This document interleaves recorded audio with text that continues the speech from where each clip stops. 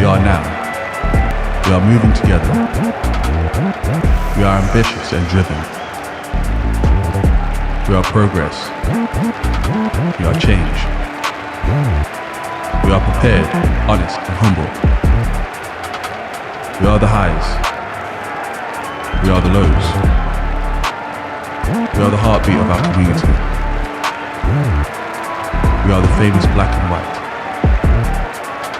We are the dreams come true. We are the club of opportunity. We are the memories. We are the yet to come. We are Derby.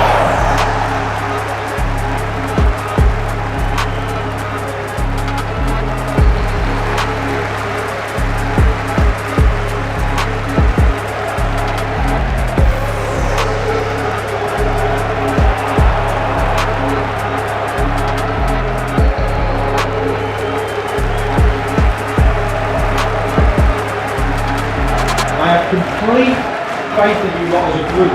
The bench is significantly stronger than theirs and we'll make change when we have to. And I can't express it enough to you. You have to gas out, you have to be brave on set pieces, right? And I brought all them in the room, so I want you to look at them. Because they're the people that work hour upon hour upon hour trying to help you all the time. And they're the people that will be there at the end of it to congratulate you or to be sorry for you.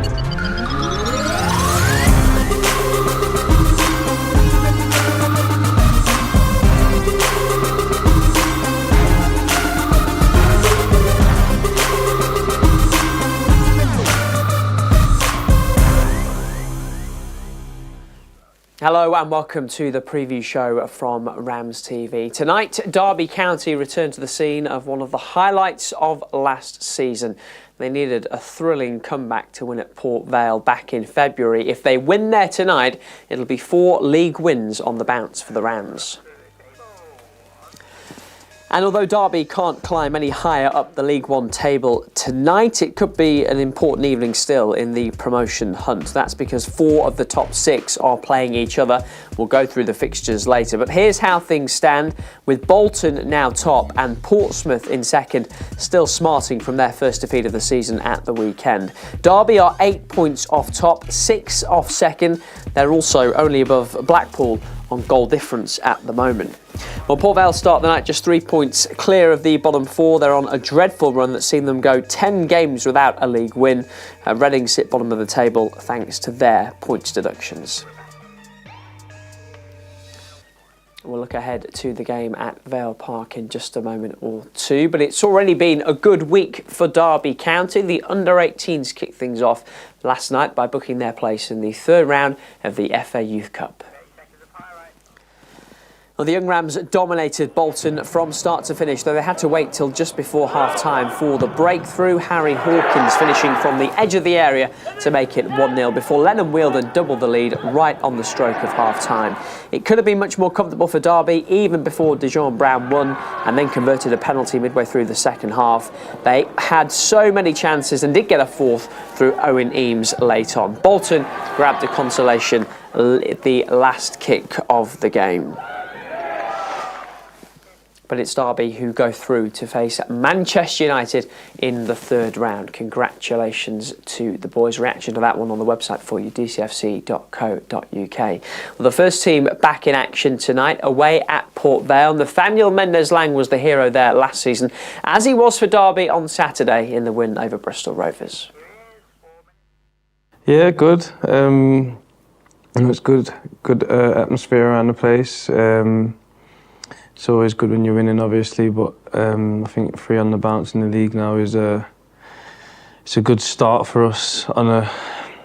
We've been trying to put runs together, and it's been tough, very stop-start. So yeah, it's good, but we've got another game Tuesday that we're looking to go and get 3 points again. Yeah, 3 wins in a row in the league, 4 out of 5 as well. Do you feel as though it has clicked for you now?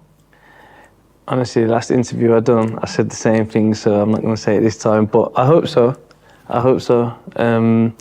We're playing with a lot of confidence. I know Saturday wasn't, from the previous games, it still wasn't, one of our best performances, but, like we said in the changing room after the game, we probably would have lost that last year or drew.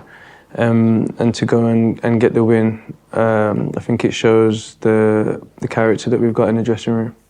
As if it's clicked for the team, what about for you? 5 goals in your last 6 games, throw an assist in there as well. I mean, you're in great form at the moment. Yeah, no, I feel good.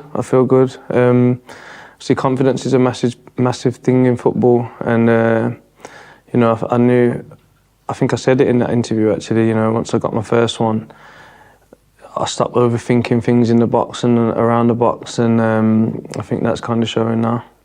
Does confidence have to come from performance, or are the things that you can do here, are the things that the staff can do here to try and build you up, build your teammates up as well? Yeah, like both really, but I think, you know, the be-all and end-all, it's kind of, look, you start playing well, naturally you just take it into the next game, and look, everyone's going to have dips in form, like no matter who you are. So, yeah, look, I think when you're scoring and assisting for an attacking player, it just gives you that confidence going into each and every game.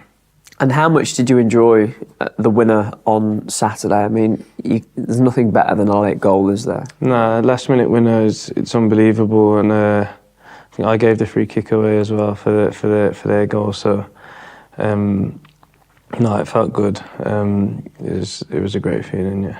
We'll come back to the football, but I want to ask you about attire, because your sleeves caught the eye on Saturday. I'm not sure many people have seen that before. Can you just explain when you started wearing them and why? It was just on international duty. There's a company over in Guatemala who make Under Armour, but I think because of the humidity out there, it's more just like sleeves instead of like I can't really wear the full top because it feels quite tight on my chest. So I tried them when I was out there, and obviously it's got a bit cold now, so I've pulled the sleeves out. Are they going to be a permanent fixture, you think? Nah, not when it's not cold now.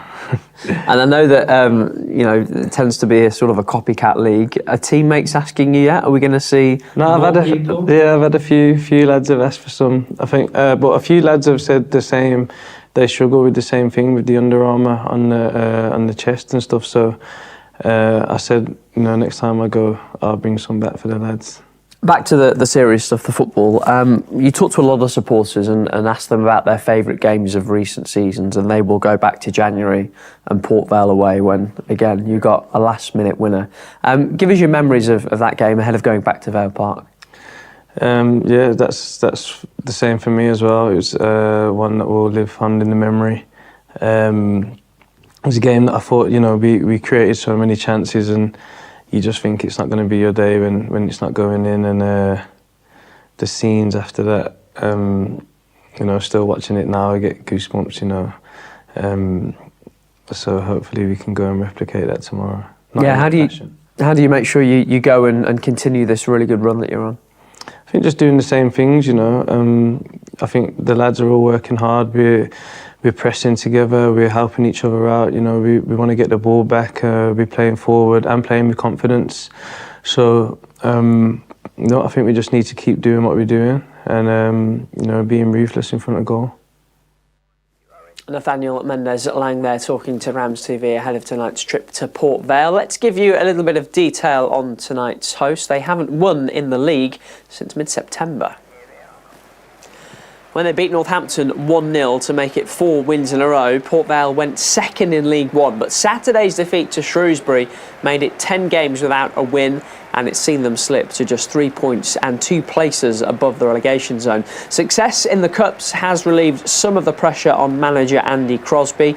Vale are into the EFL Cup quarter-finals for the first time in their history, but they've only taken 3 points from a possible 30, and after only staying up by a slim margin last season as well, they know that things need to improve. Hopefully that won't be at Derby's expense tonight.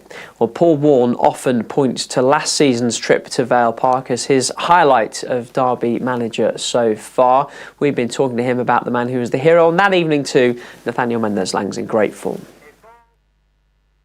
I think I said in my last week's press or the week before that he's in sort of the best vein I've seen since he's been here. Since I've been here, sorry.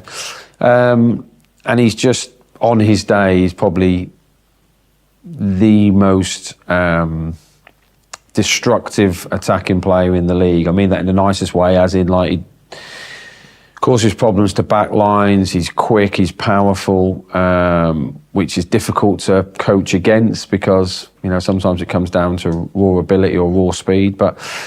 And if he stands you up, you're in trouble. He has created plenty of chances, in fairness. We've missed a few, but he has added goals to his game. So he can play in numerous positions. Can play as a 10 on either side or even as a 9. So, he's a massive force for us. Takes his football seriously, does everything right to get himself in the best physical shape. Historically, we have possibly struggled with him to go back to back to back because of the outlay that the high speed players do. It's a different sort of drain on your system. There's a different sort of recovery to get yourself back into a position. But he's in amazing health, and long may that continue. But he's definitely, you know, if the team plays well, 90% of the time it's because Nat's played well, because he is that, probably, you know, teaspoon of sugar in your tea, I suppose. I mean, I wouldn't take it, obviously. I'd go sugarless, but he is that diamond in the pack, I think. You've won 3 in a row in the league, 4 out of 5. You're 4th in the form table if you look at either the last 6 or the last 10 games. But I get the sense from you that you feel there is a lot more to come from this group. Is that a fair assessment of your opinion? Yeah, I think there is. I hope there is. I see it, you know, on a daily basis, how they train and how they play. I am also more than respectful of the league. I know how difficult it is. I think this league is not, the best teams aren't probably as good as they've been in recent years, and I include us as one of them. However, the mid-12, virtually everyone's virtually all the same. So, you know, Blackpool had a really good win at the weekend. I think they're on joint points with us. Lincoln are a really good team. Peterborough kicked on from last year. Bolton have kicked on from last year a little bit as well. Oxford are good. So there's loads of decent performing teams. I don't think there's any outright, wow, don't play that team, excuse me, amazing. So even though we lost to Oxford and Portsmouth, respectfully, I didn't think we got annihilated in either game. So I'm not like laying in bed at night thinking, oh no, we can't compete with them. And even against Bolton, I thought we were really good. So it's not that much. I just think that we just aren't as polished as I would like. That's possibly my fairest assumption. We've been a bit unfortunate with a couple of injuries. You know, it's been frustrating for us and for him, for JJ. We really wanted him to play a big part for us in the half of the season. Like, we're losing Tomo, losing Runes for long periods. That's been a bit frustrating, but we have got a good group together now. And apart from, I think it was the Stevenage game we lost, apart from, you know, conceding 2 30-yard free kicks, we've been okay without being amazing. And I don't expect, and I can't speak for the fan base here because they might expect different to what I expect. I can't expect us to dominate the ball for 90% every game and absolutely annihilate teams, because no football league is like that. And this one certainly isn't, because teams are coming after you all the time. It's a physical league and you have to stand up to the physicality. So I feel like we're moving in the right direction, but as always, because all managers want utopia, maybe not as quick as I would like, but there has been some really good shoots of optimism. There's been, like, I was pleased with Saturday how, you know, games like that you could easily lose, but I thought the game changers came on and had a really positive effect, and I think our home form has been really good. So there are some, there's some really positive things I like to see with the group. I feel like the group's a bit closer than it was possibly 3 or 4 months ago. I can see they see the necessity of everything. But yeah, I always want more. I always want, like, you know, as every coach does, you don't want to concede off a set piece. You want to be powerful on your own set pieces. You want to be really positive on the ball. You don't want to go backwards with the ball if you can play someone in forward. So I feel like we are in a good place, but as always, I'd like to be in an amazing place. Back in action Tuesday night away at Port Vale, the scene of, I think you've said, your favourite Derby County game so far last season? Yeah, I loved it. I loved it because it sort of sums up your life, doesn't it? You have brilliant times in your life. Everyone has sadness in their life, frustration in their life, maybe anger in their life, and that football game sort of summed up life in a very small moment. It was frustrating, it was agonising, it was exciting, and then it was mesmeric. So at the end, it was just something that I'll never forget. So and the fact that all our fans were behind the goal, and even when I watched it back, and I'm not trying to be too nice to you, but even with your commentary, everything was just like, excuse me, pretty amazing. So that's be something I'll always remember. But you always just think about the next game. So, for example, Port Vale haven't won in 9 games in the league. However, they've won like 3 cup games in that, and they outplayed Shrewsbury at the weekend. 20-odd attempts, 70-odd% possession. They were the better team, but didn't win. So I know how difficult that game will be tomorrow night. Sorry. So we're going to have to be at our best, and we're going to probably have to be better than we were last year to win. That's Paul Warne. Here are your 12 League One fixtures for the evening, including the 8 o'clock matchup between Reading and Carlisle. That's 2 of the bottom 4 going head-to-head. We're more interested in 3rd place Oxford United against leaders Bolton, and 4th place Stevenage against 5th place Peterborough. The other side in the top 6 are Portsmouth. They are at Burton Albion tonight. So at least 2 of the teams in the top 6 will drop points tonight. We hope that Derby won't join them. Remember, you can watch the Rams trip to Port Vale this evening on RamsTV. Matchday Live is with you from 7:15, and it's available to viewers worldwide, including here in the UK. So get your Game Pass now at dcfc.co.uk. Sean Barker and myself will see you then. Goodbye. Coming up next on RamsTV. Maybe down to pick someone out. Bird with the run! Max Bird at the double! And it still might be there, it is! A double for James Collins! Hirsch forward, good cross! These Rams are relentless!